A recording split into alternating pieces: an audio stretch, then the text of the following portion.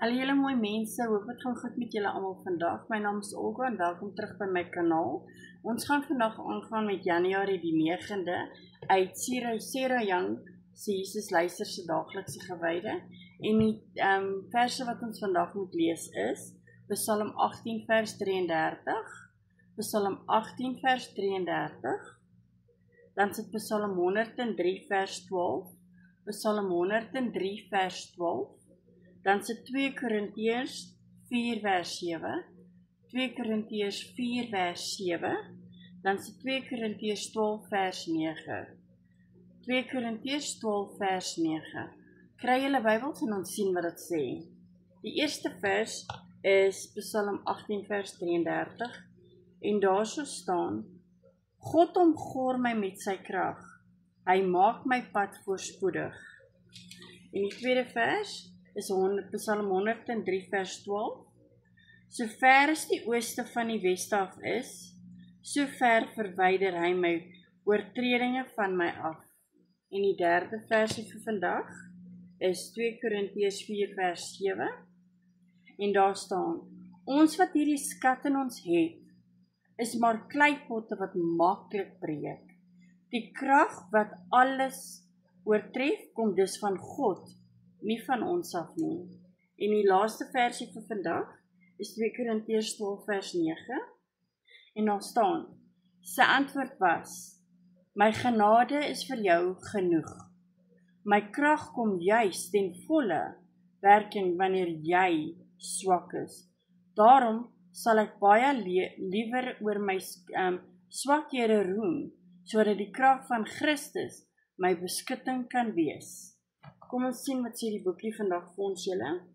Daar staan: magtige God, U is die God wat my sterk maak.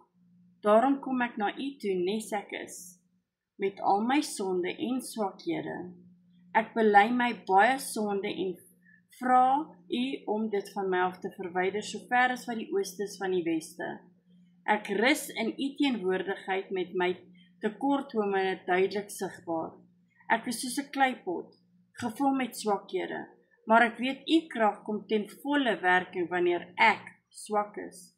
Daarom sê ek dankie vir my tekortkominge.